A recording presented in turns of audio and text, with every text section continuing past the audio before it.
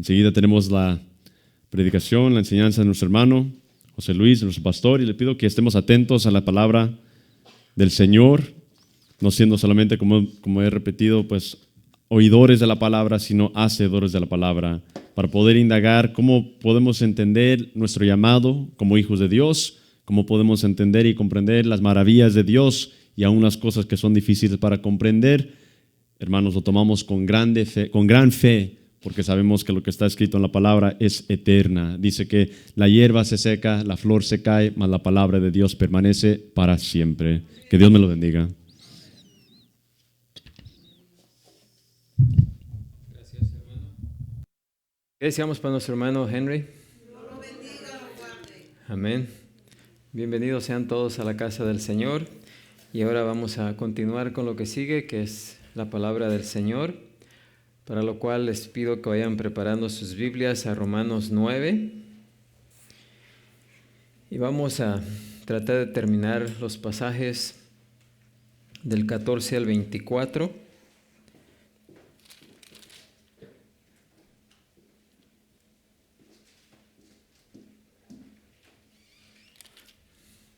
Y antes de comenzar, voy a pedirle a nuestro hermano Luis que nos lleve en una oración. Amén, hermano Luis. Amén, hermano Luis. Vamos a orar en este momento. Padre bueno del cielo, Señor bondadoso, en esta tarde mañana, Señor, nos hemos estado, Señor, gozando, Señor, con los cantos, Señor, con los testimonios, Señor, pero hoy en este momento, Señor, viene la palabra, Señor, la enseñanza, Señor, por tu siervo, Señor. Te suplico, Señor, que lo unjas, Señor, con el Espíritu Santo, Señor, para que esa palabra, Señor, llegue, Señor, a corazones sensibles, corazones que están necesitados de una palabra, Señor. Y también, Señor, es alimento, Señor, para cada uno de nosotros. Y a usted, Señor, le daré toda honra y toda gloria desde hoy y para siempre. Amén. Adelante, hermano Luis. Amén. Gracias, hermano. ¿Qué deseamos para nuestro hermano Luis? Amén. Ok, Romanos 9, del 14 al 24, dicen así. ¿Qué pues diremos? ¿Que hay injusticia en Dios? En ninguna manera. Pues a Moisés dice, tendré misericordia del que yo tenga misericordia, y me compadeceré del que yo me compadezca. Así que no depende del que quiere ni del que corre, sino de Dios que tiene misericordia. Porque la Escritura dice a Faraón, para esto mismo te he levantado para mostrar en ti mi poder y para que mi nombre sea anunciado por toda la tierra. De manera que de quien quiere tiene misericordia y al que quiere endurecer, endurece. Pero me dirás, ¿por qué pues inculpa? Porque ¿quién ha resistido a su voluntad? Mas antes, oh hombre, ¿quién eres tú para que alterques con Dios? ¿Dirá el vaso de barro al que lo formó, ¿por qué me has hecho así? ¿O no tiene potestad el alfarero sobre el barro, para hacer de la misma masa un vaso para honra y otro para deshonra? ¿Y qué si Dios, queriendo mostrar su ira y hacer notorio su poder, soportó con mucha paciencia los vasos de ira preparados para destrucción y para hacer notorias las riquezas de su gloria? Las mostró para con los vasos de misericordia que Él preparó de antemano para gloria, a los cuales también ha llamado, esto es, a nosotros, no solo de los judíos, sino también de los gentiles. Hasta ahí vamos a leer. ¿Pueden ocupar su lugar?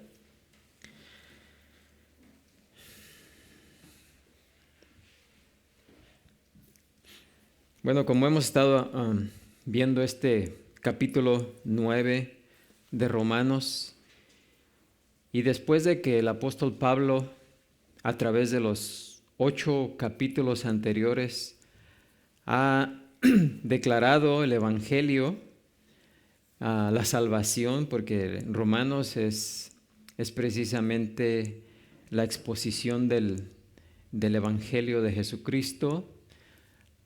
Y una vez que el apóstol Pablo ha, por los últimos 8 capítulos, enseñado la salvación por la gracia por medio de la fe.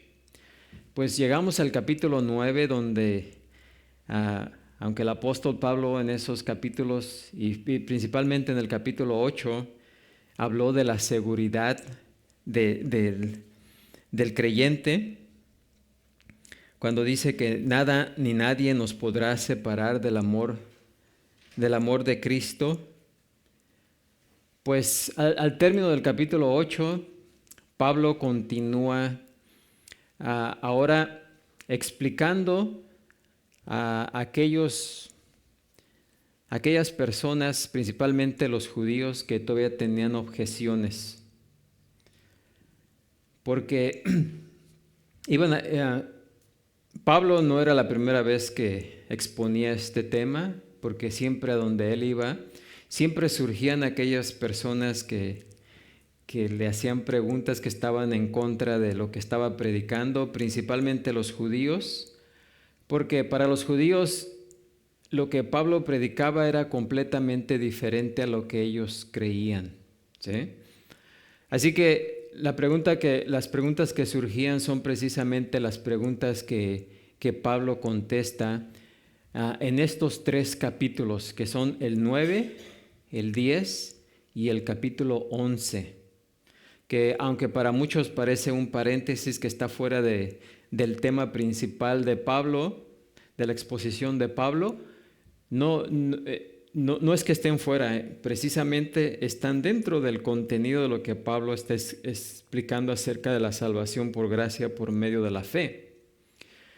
Muchos de los judíos podrían preguntar, y preguntan hasta estos momentos, ¿y qué pasó de las promesas que Dios le hizo a su pueblo Israel? ¿Acaso se ha olvidado de ellas? Y como sabemos y hemos visto ya en este capítulo, que desde el principio Dios no decidió salvar a todos los descendientes de Israel. Precisamente en el versículo 4 dice,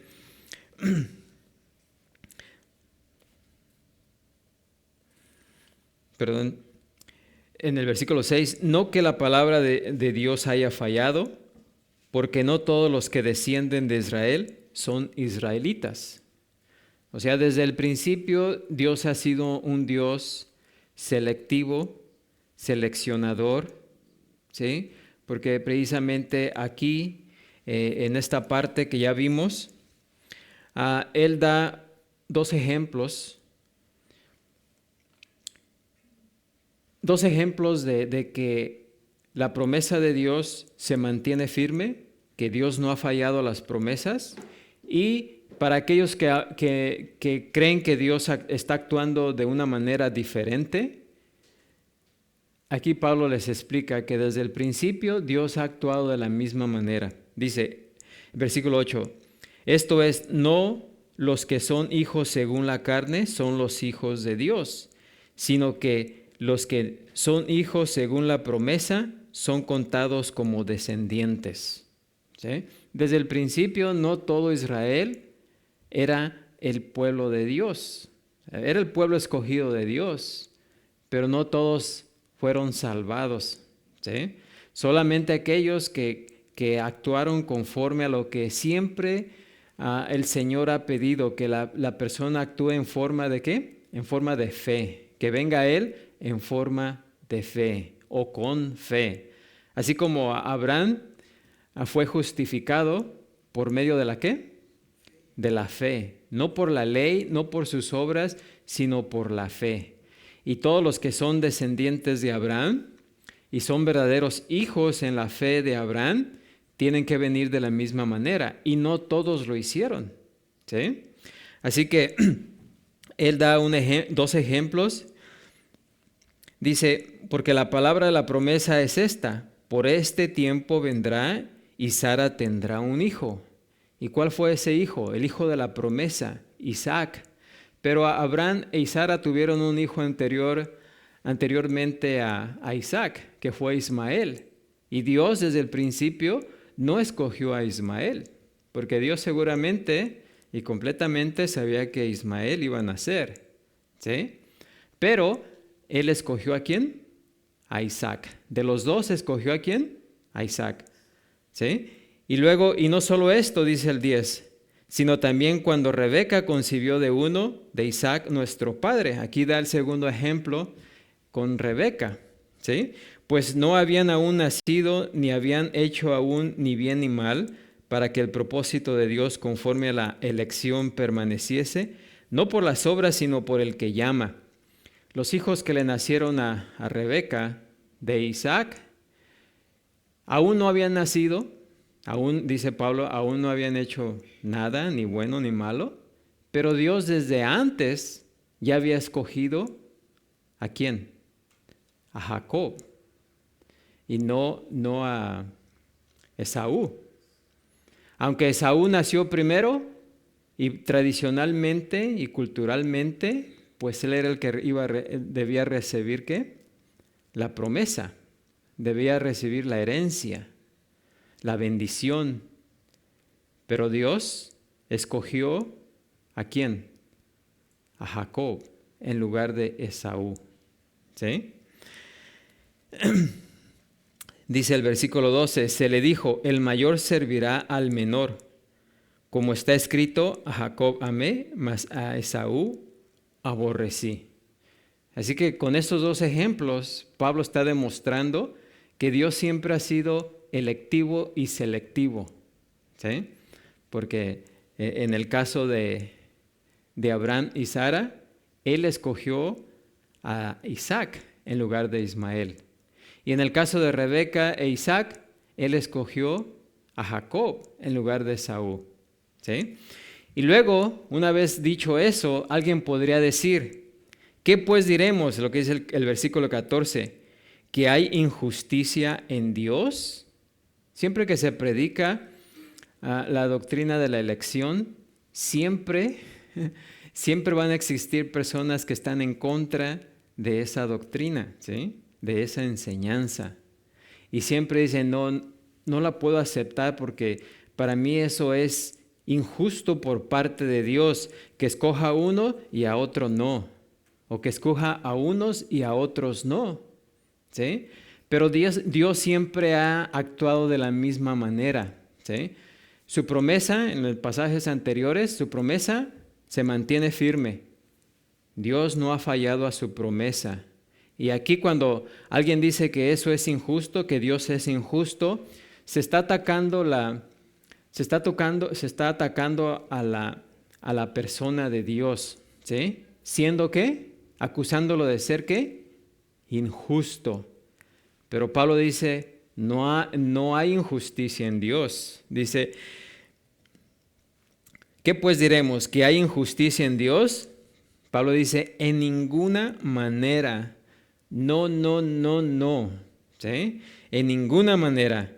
Dice, y aquí el apóstol Pablo nos da otros dos ejemplos para demostrar que no hay injusticia por parte de Dios y que Dios desde la antigüedad ha actuado de la misma manera, ¿sí? El carácter de Dios no ha sido violado, sino que Dios se ha mantenido siempre firme y Dios no cambia. Dice, pues a Moisés dice, tendré misericordia del que yo tenga misericordia y me compadeceré del que yo me compadezca.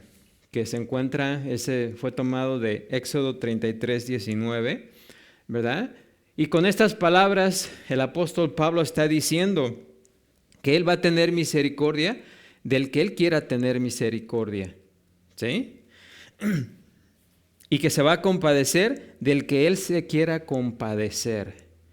Y aquí en este ejemplo dice, así que no depende del que quiere ni del que corre, sino de Dios que tiene misericordia. Porque la Escritura dice a Faraón, para esto mismo te he levantado, para mostrar en ti mi poder y para que mi nombre sea anunciado por toda la tierra. Aquí está hablando de Moisés y el Faraón.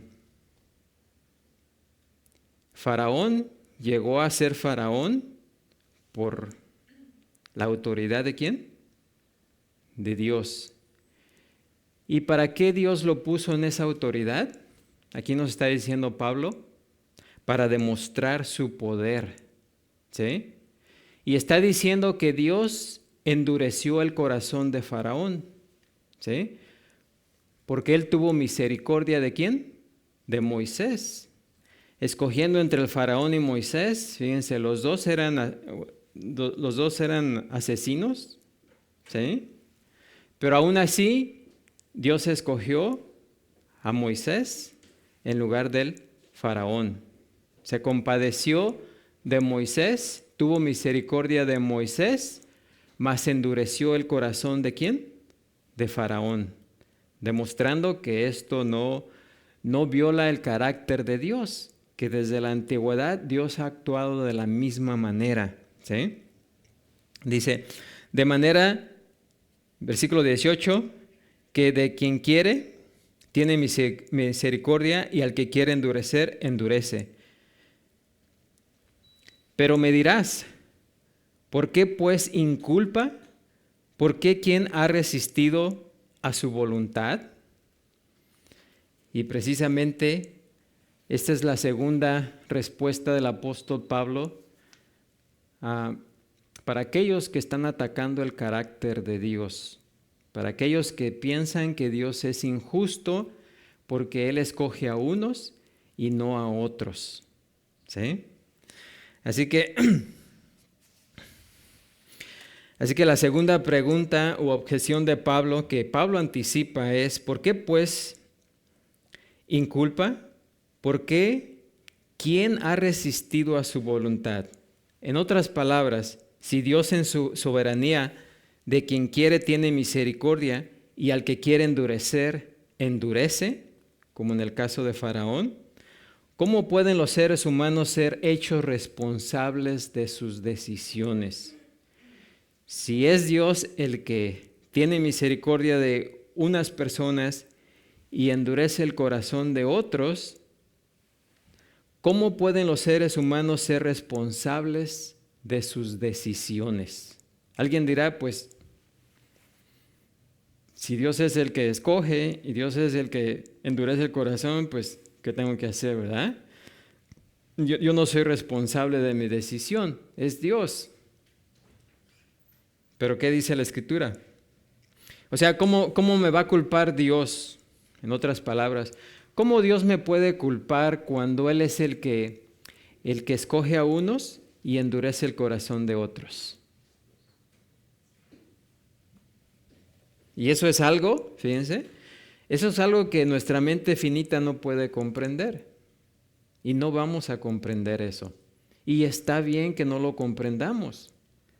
Porque si comprendásemos todas las cosas, si comprendásemos a Dios y todas las cosas que Él hace, seríamos igual a Dios. ¿Sí o no? Pero gracias a Dios que no somos igual a Él. Así que, aunque no podamos comprender eso, tenemos que aceptarlo por fe. ¿Sí? No tenemos por qué altercar en contra de Dios, porque solamente Él en su mente infinita, Él sí puede reconciliar las dos cosas. Nosotros no. Para nosotros nos resulta imposible reconciliar ese hecho de que Dios es el que escoge y al mismo tiempo el que endurece el corazón de otros. ¿Sí? ¿Y cómo es eso? Hasta ahí llega nuestro entendimiento. Más allá ya es cosa de Dios y solamente Él puede reconciliar esas dos cosas. Nosotros solamente tenemos que aceptarlo por fe, porque es lo que enseña la Escritura. ¿Amén? Así que, ¿cómo pueden ser culpados por su incredulidad y pecado cuando su destino ya ha sido determinado por Dios? Así que esas personas que tratan de razonar eso, de entender eso, ¿verdad? Pues van a llegar a culpar a Dios. ¿Sí? Ahora, en el Antiguo Testamento tenemos varios ejemplos de esto también. Por ejemplo, en Josué 11:18, cuando Israel estaba conquistando a Canaán, dice, por mucho tiempo tuvo guerra Josué con estos reyes cananeos, estos reyes que eran cananeos. No hubo ciudad que hiciese paz con los hijos de Israel, salvo los heveos que moraban en Gabaón. Todo lo tomaron en guerra, porque esto vino de Jehová. Y luego, ¿qué dice ahí? Que endurecía el corazón de ellos para que resistiesen con guerra a Israel. ¿Para qué? Para destruirlos y que no les fuese hecho misericordia, sino que fuesen desarraigados como Jehová lo había mandado a Moisés. Sí, antes de que Israel entrara a la tierra prometida, se encontró con varios pueblos a los que tuvieron que derrotar, destruir. ¿Sí?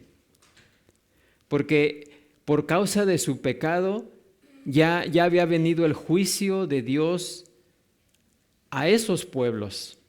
Y Dios utilizó a Israel como el instrumento de justicia. ¿Y por qué? Dios tuvo misericordia de Israel, pero dice aquí que endureció el corazón de estos pueblos, de las personas de estos pueblos. ¿Para qué? Para que fuesen destruidos por Israel. ¿No es lo que dice así? ¿Sí? Ok.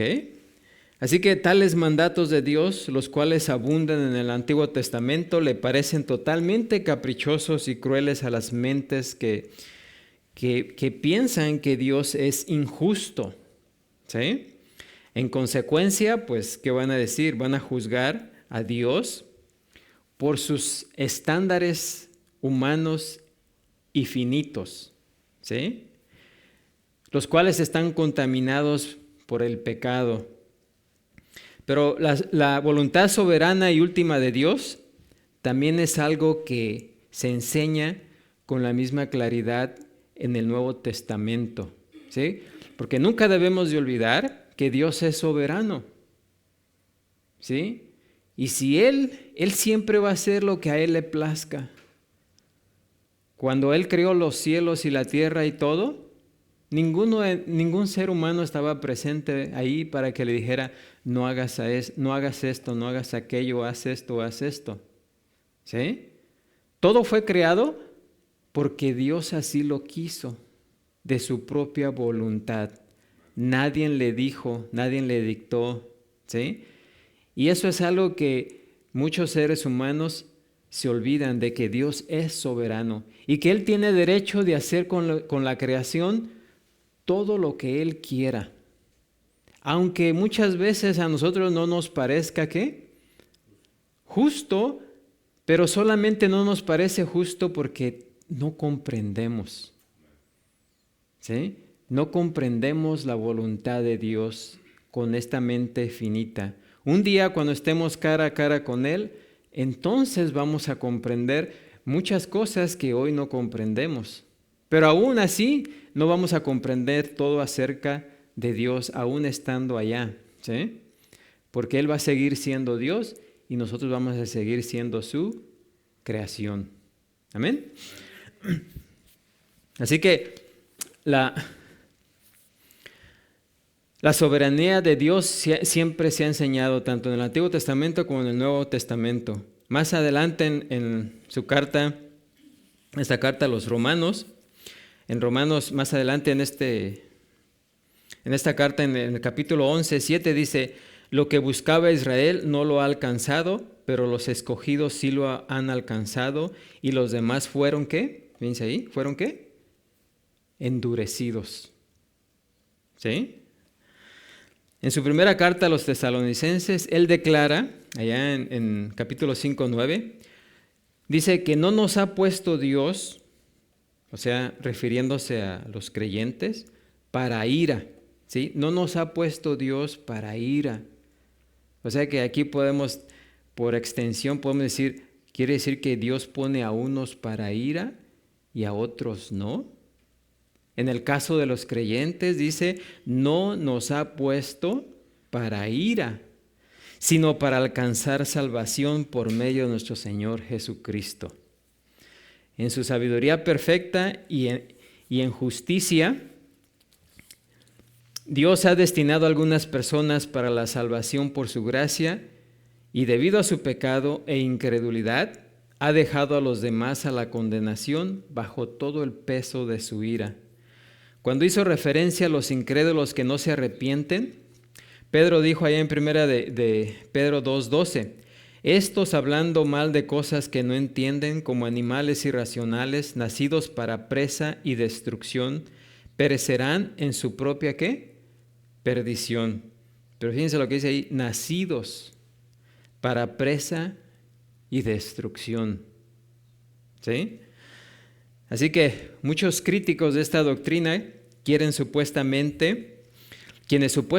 salen a la defensa y la justicia de Dios, pues se equivocan al no reconocer que todo ser humano, desde la caída, no merecemos otra cosa que condenación. Y los que son salvados es por la pura misericordia de Dios. Si le pidiéramos justicia a Dios, ¿qué justicia recibiríamos? Solamente condenación, porque eso es lo que nos merecemos todos, condenación. Y la salvación viene por misericordia, por gracia. Si gracia es un regalo no merecido. Si fuéramos justos, no nos mereceríamos no podríamos recibir la salvación por gracia, porque la gracia solamente se da a quien no se la merece. Ni podríamos ser salvados por misericordia, porque la misericordia también se ofrece y se da a los que son culpables. ¿Sí? Así que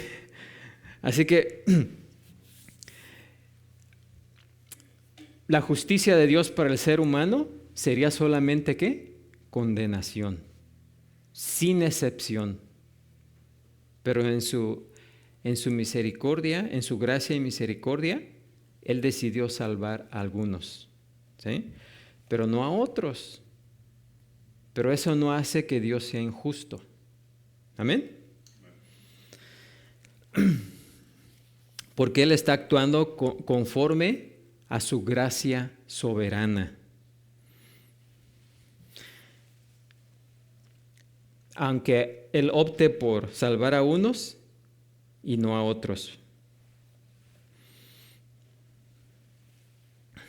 Y esto, como dije anteriormente, es algo que para nuestra mente resulta demasiado complicado entender, ¿sí?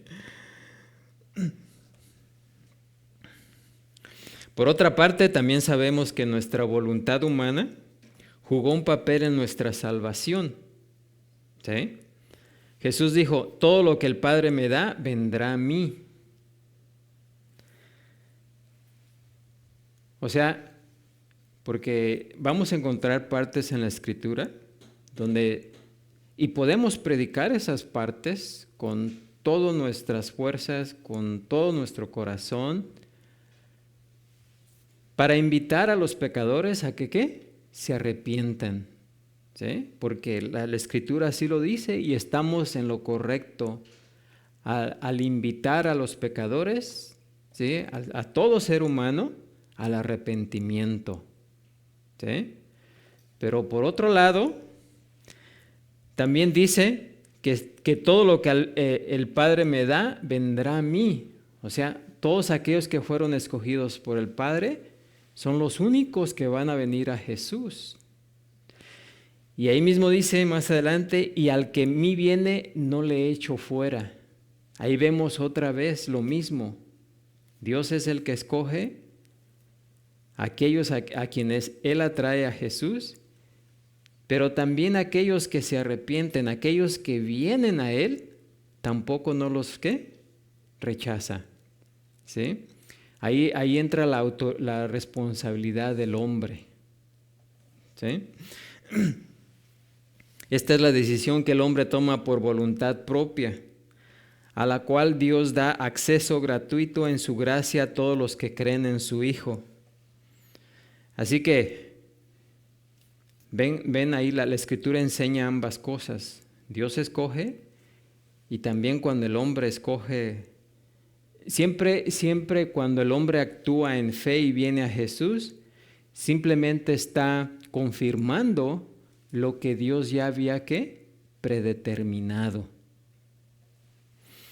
No sé si entendamos eso, ¿verdad? Pero así es. Luego en la primera parte del versículo 20, dice, mas antes, oh hombre, ¿quién eres tú para que alterques con Dios? ¿Sí? O sea, Pablo no da una explicación así lógica, detallada, con todo lujo de explicación, sino simplemente dice, mas antes, oh hombre, ¿quién eres tú para que alterques con Dios? ¿Sí? En otras palabras, es una blasfemia el simple hecho de cuestionar a Dios, para no mencionar el negar el derecho que Dios tiene de hacer que los hombres le rindan cuentas cuando son cautivos de su voluntad soberana. Y también es obvio a partir de las palabras empleadas por Pablo que las personas que hacen esa clase de preguntas no se han dispuesto para buscar la verdad de Dios, sino su propia justificación. Y en un intento por excusarse en medio de su propia incredulidad pecaminosa, ignorancia y rebelión espiritual, esa clase de gente optaría por acusar ¿a quién? A Dios. Si no pueden entender, pues lo primero que hacen es acusar a Dios de injusticia. Y no obstante, puesto que el entendimiento humano es tan limitado, hasta las preguntas más sinceras acerca de la elección y predestinación soberanas de Dios quedan sin ser respondidas en últimas, ¿sí? Como ya vimos, es una de las muchas verdades acerca de Dios que debemos aceptar por fe, por el simple hecho de que Él las ha revelado como tales en su palabra. Y otra vez Pablo, apoyándose del Antiguo Testamento, Pablo continúa su reprensión a incrédulos, presuntuosos, mostrando cuán absurdo es que alguien pretenda cuestionar los derechos de Dios. Y en la segunda parte del versículo 20 aquí de Romanos 9 dice, dirá el vaso de barro al que lo formó, ¿por qué me has hecho así? ¿O no tiene potestad el alfarero sobre el barro para hacer de la misma masa un vaso para honra y otro para deshonra? Sí, aquí Pablo da este ejemplo. Cuando el alfarero se dispone a hacer un vaso de barro, resultaría absurdo que el vaso cuestionara al alfarero y le dijera, ay, ¿por qué me hiciste así? Si yo quería ser hecho así.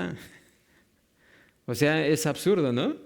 Porque el alfarero va a hacer lo que él quiera haya imaginado en su mente hacer, y así va a formar, pues, aquel utensilio de barro, ¿sí? Y el barro no tiene ningún derecho, ni puede cuestionar al alfarero y decirle, ¿por qué me hiciste así? De la misma manera, el hombre no puede cuestionar a Dios, no debe cuestionar a Dios y decir, Señor, ¿por qué escogiste a unos y no a otros? Si Él así lo dispuso, así es, ¿sí? Y Dios no está obrando injustamente en ninguna manera. ¿Amén? Muchos años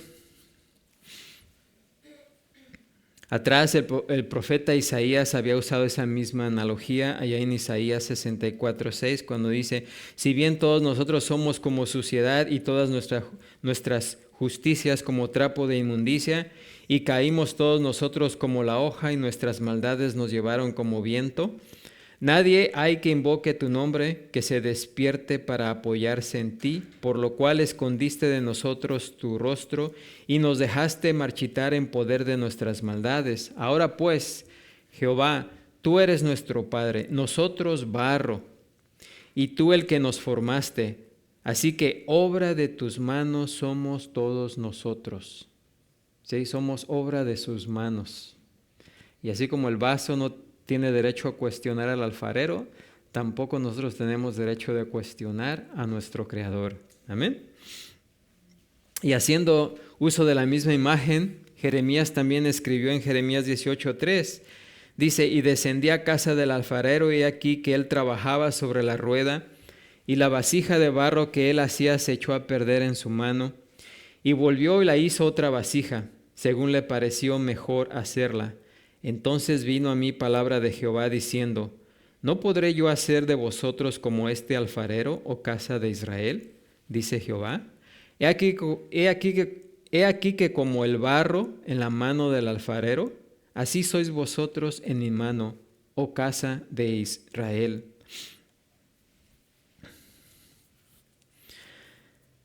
Así que es por esa razón, ¿verdad?, que Pablo exclama diciendo, oh profundidad de las riquezas, de la sabiduría y de la ciencia de Dios. Cuán insondables son sus juicios e inescrutables sus caminos. ¿Por qué? Porque es más allá de lo que la mente humana puede comprender. Amén.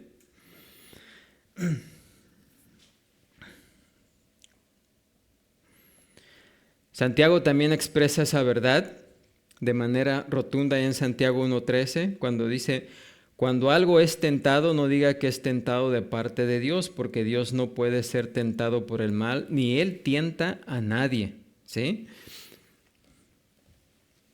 Así que, y aquí hablando de la pecaminosidad del ser humano, porque nuestro Dios, perfectamente santo y justo, no es responsable en lo más mínimo por la pecaminosidad de sus criaturas.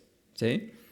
Así que por eso Santiago nos dice ahí, cuando alguno es tentado, no diga que es tentado de parte de Dios, porque Dios no puede ser tentado por el mal, ni Él tienta a nadie.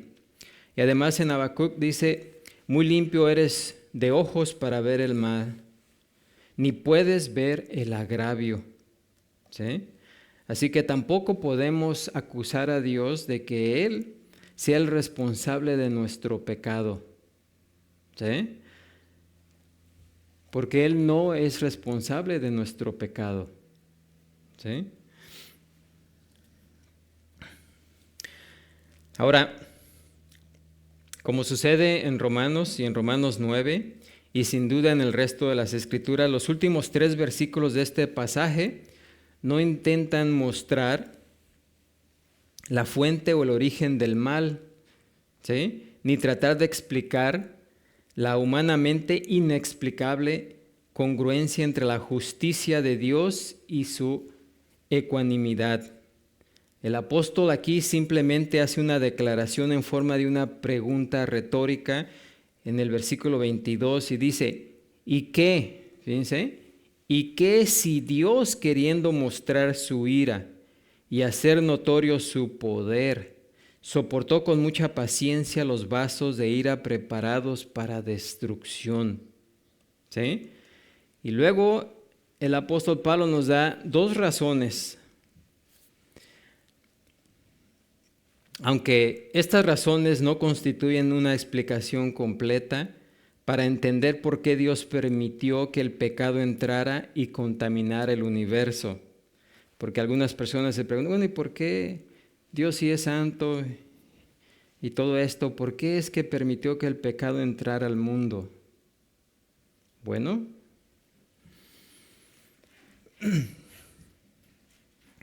así que Pablo dice, ¿y qué si Dios, queriendo mostrar su ira? ¿Cómo conoceríamos la ira de Dios si no hubiera pecado? ¿Ven? No conoceríamos esa parte, esa característica de Dios.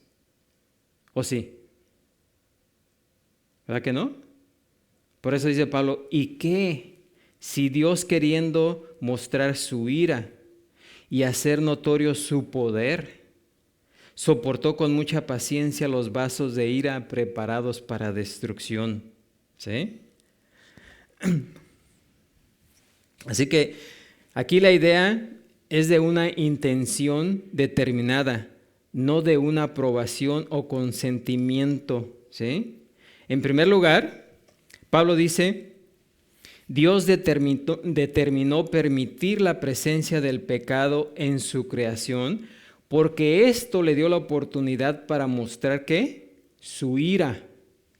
Dios es glorificado al hacer un despliegue, al demostrar su ira, así como lo es al extender su gracia. ¿Sí? Dios es glorificado cuando Él trae su justicia. Y Dios también es glorificado cuando extiende su gracia y misericordia. En ambas partes Dios es ¿qué? O por ambas razones Dios es glorificado. Amén. ¿Por qué? Porque son atributos de Dios. Y no conoceríamos el uno el otro si por ejemplo, no conoceríamos el día si no existiera la noche. Y no conoceríamos la oscuridad si no existiera la luz. Amén.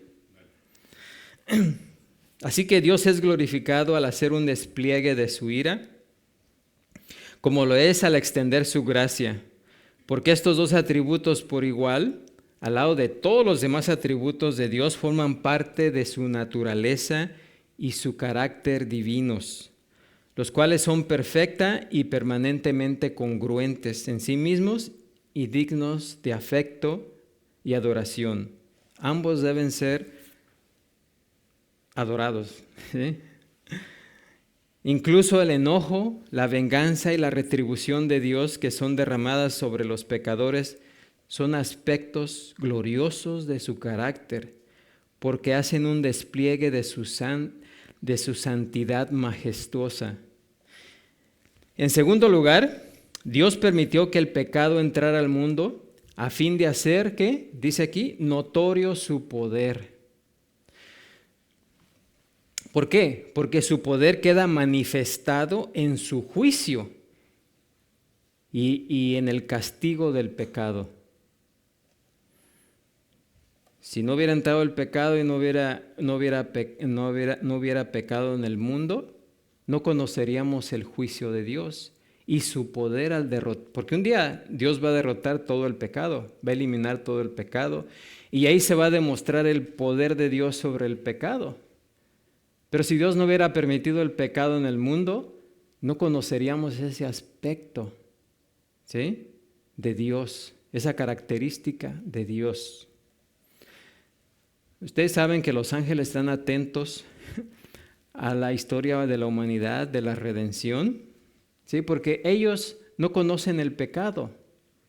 O sea, sí lo ven, pero ellos no tienen pecado, al menos los ángeles santos. Y ellos no pueden comprender cómo nosotros los seres humanos pecadores recibimos la misericordia de Dios. Porque ellos no pueden recibir la misericordia de Dios. Ellos no pueden experimentar la misericordia de Dios porque ellos son santos. Así que ellos, los ángeles, aprenden y ven y aprenden de nosotros, de lo que están viendo en nosotros. Y por medio de nosotros es que están los ángeles conociendo ese aspecto acerca de Dios, esa característica acerca de Dios. ¿Sí?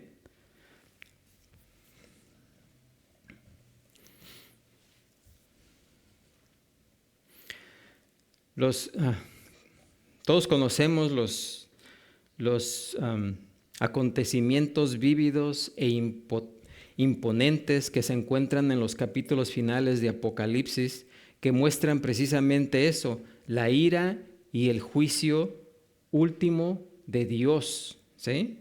Las plagas, el juicio y todas las demás maldiciones de la revelación apocalíptica no dejan duda alguna de que el Señor juzgará y quitará todo el pecado y a todos los pecadores de la tierra antes de que establezca su reino milenario. Cuando Cristo venga del cielo con sus ropas bañadas en sangre, montado sobre un caballo blanco y empuñando una espada, va a derrotar al anticristo y a todos sus seguidores impíos. Así que el poder de Dios que originalmente fue demostrado en la creación será igualmente glorioso en su juicio y destrucción. ¿Sí? ¿Por qué? Porque Dios tiene todo el derecho para actuar de manera gloriosa en tales juicios, pero por su misericordia, Él también, dice aquí Pablo, soportó con mucha paciencia a un mundo de pecadores. ¿Sí? O sea, Él está soportando a todos los pecadores. Está soportando a todos. Ha soportado nuestra incredulidad antes, ¿verdad? Nuestro rechazo, aborrecimiento, blasfemia, iniquidad.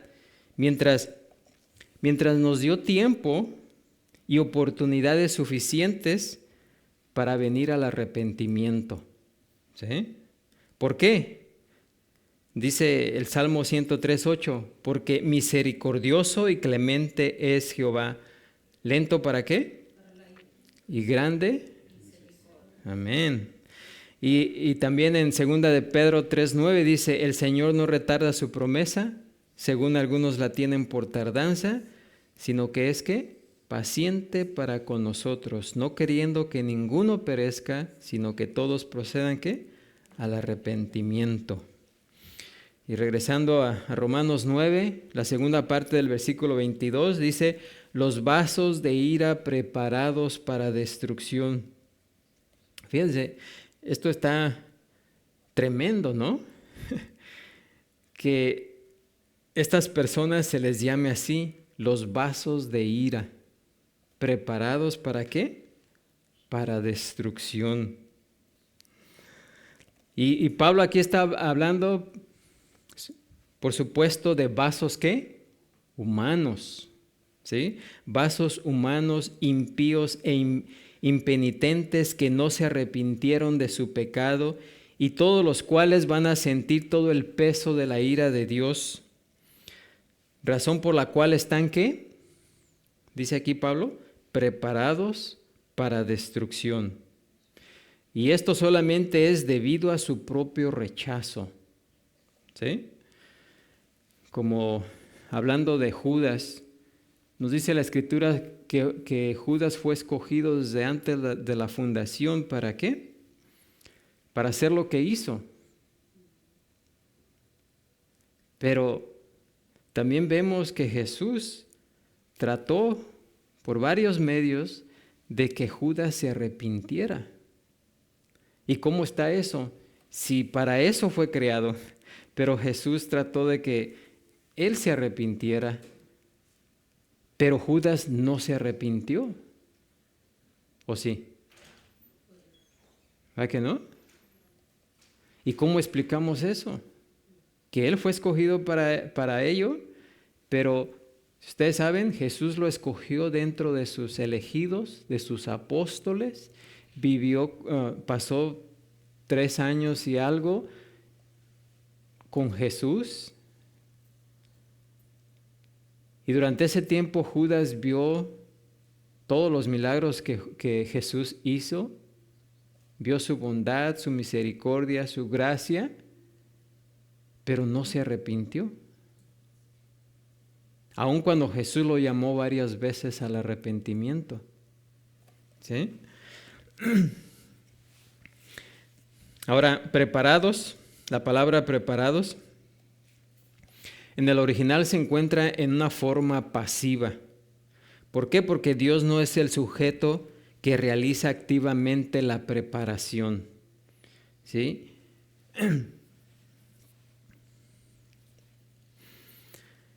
Dios actúa activamente en la salvación. Es lo que quiere decir. ¿Cómo está eso? Pues fíjense, activamente, Él dejó su gloria, vino a la tierra, ¿a qué? A buscar y a salvar. Eso se llama que Él actuó activamente. Pero en cuanto al pecado del hombre, Él no hace al hombre pecador, ¿sí? Él no actúa, cuando dice aquí, no prepara al hombre para que peque activamente, ¿sí? Sino que eso viene de la propia concupiscencia del hombre. Y aunque nos resulte difícil de entender cuando estamos viendo precisamente aquí que es Dios el que endurece el corazón de la persona, podemos decir, bueno, ¿y cómo es que Dios no actúa activamente en endurecer el corazón de la persona? Está difícil, ¿no? Porque claramente nos dice que Él endureció el corazón de Faraón en varias partes, pero también nos dice que el Faraón confirmó eso cuando él endureció su corazón. De la misma manera, cuando Él nos salva, ¿sí?, activamente, pero cuando nosotros respondemos y nos arrepentimos, actuamos activamente y de nuestra propia, de nosotros mismos, nos arrepentimos. O sea, cuando nos arrepentimos, confirmamos lo que ya había sido determinado por Dios. No sé si me entienden, ¿verdad? Pero en veces está difícil explicarlo, ¿verdad? Pero es un problema para nosotros, ¿no? Pero para Dios no hay ningún problema.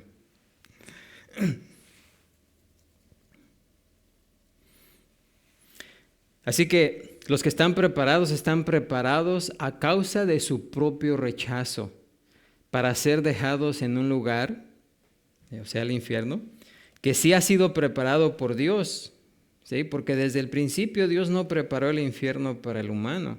¿Lo preparó para quién? Para Satanás y sus demonios, ¿sí?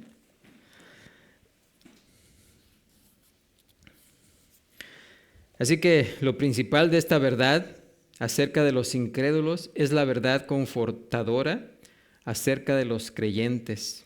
Dice, y para hacer notorias las riquezas de su gloria, las mostró para con los vasos de misericordia, que Él preparó de antemano para gloria, a los cuales también ha llamado, esto es, a nosotros, no solo de los judíos, sino también, ¿qué?, de los gentiles.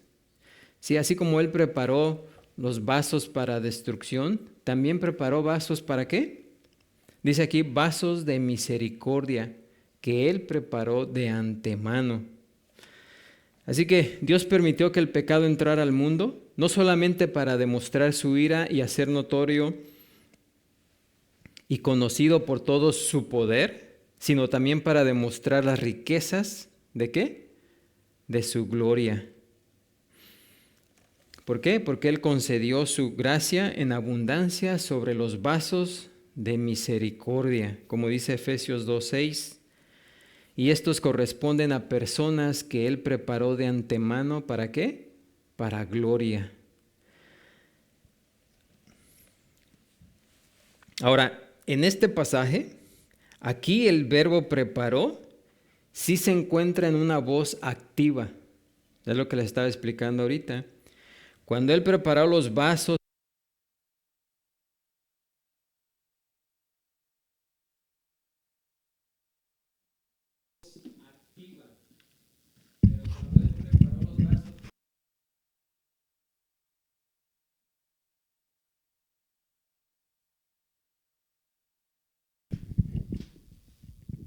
gracias.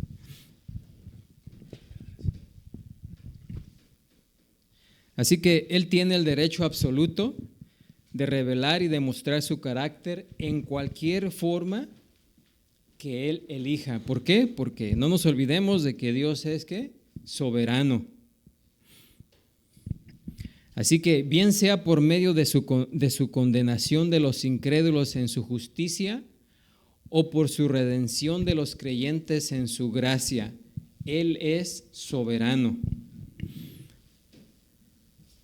Ahora también las Escrituras dejan en claro que ninguna persona se salva aparte de la fe en Cristo, porque Dios en su soberanía requiere esa respuesta a su gracia por parte del ser humano. Así que el propósito principal de la salvación no es el beneficio que trae a quienes se salvan. ¿Sí escuchamos bien eso? El propósito de la salvación, y ya vimos eso anteriormente, no sé si se acuerdan, pero el beneficio principal de la salvación no es el beneficio que trae a quienes se salvan, sino más bien la honra que trae al Dios quien los salva, porque con ellos se logra lo que está diciendo Pablo aquí, porque por medio de eso hace notorias las riquezas de su gloria para con los vasos de misericordia. Así que los creyentes son salvados sin mérito u obra de su parte, porque la salvación es completamente ¿de quién? De Jehová, ¿sí? A fin de que Dios tenga un medio para mostrar ¿qué? Su gloria, la cual es vista en la gracia, la misericordia, la compasión y el perdón que Él y nadie más puede conceder a todos los que acuden a Cristo. Y Pablo termina este pasaje identificando ¿a quién? A nosotros. Esto es, a todos los creyentes como los vasos de misericordia, que fueron preordenados como tales por Él mismo. Así que cada creyente se encuentra entre aquellos que Él preparó de antemano para gloria, a los cuales también ha llamado. Y esa es la verdad gloriosa del ofrecimiento universal de la gloria de Cristo. La verdad según la cual Dios elige a algunos hombres para salvación y a otros para destrucción, no fue revelada para confundirnos, créanme, o contrariarnos, y ciertamente tampoco para tentarnos a poner en entredicho el carácter de Dios, sino que esa verdad nos fue dada para demostrar la gloria y soberanía de Dios para con todos los hombres. Y también es dada para hacer que los creyentes seamos todavía más agradecidos, ¿sí? Porque imagínense, si nosotros tuviésemos algo que ver en la salvación, entonces Dios no recibiría toda la honra y la gloria. Y nosotros nos estaríamos acreditando algo de esa gloria, ¿sí o no? Porque diríamos, bueno, Dios hizo eso, pero yo también, ¿sí? Yo también, ¿sí? Pero para que eso no suceda, es completamente de Dios, ¿sí? Y nos dice que no es del que quiere, ni del que corra.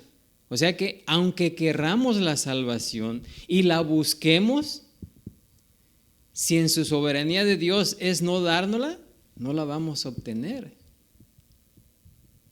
Está tremendo, ¿no? Está tremendo. ¿Por qué? Porque claramente dice que Él va a tener misericordia de él que Él quiera tener misericordia. ¿Amén?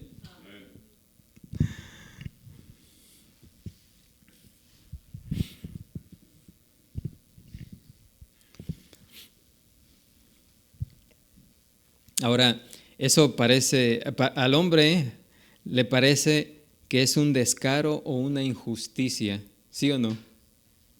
Incluso al creyente más fiel y mejor enseñado le resulta algo imposible de explicar en toda su complejidad, pero la verdad, como tal, es plenamente bíblica y se encuentra en el grupo de verdades que Pablo enseña, ¿sí?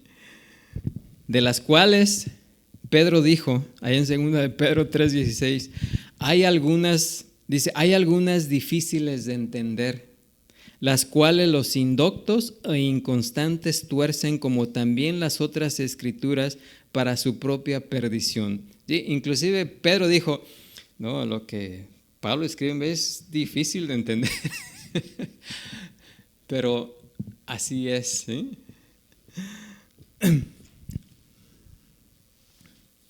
Así que siempre va a existir esa tensión, ¿sí? Esa dificultad en reconciliar esas dos verdades. Lo único que podemos hacer es creer lo que enseñan las Escrituras y aceptar en nuestros corazones lo que no podemos explicar con nuestras mentes. Por demás, aunque las Escrituras dicen muy claramente que Dios elige y rechaza única y exclusivamente con base en su soberanía divina, deja igualmente en claro que Dios no haya placer alguno en la muerte de los malvados. Y no tiene el deseo de que perezca una sola persona. Por eso los no creyentes dicen, no, la Biblia está llena de contradicciones. Porque eso, viéndolo a simple vista, se oye como una contradicción, ¿no? Pero no es ninguna contradicción.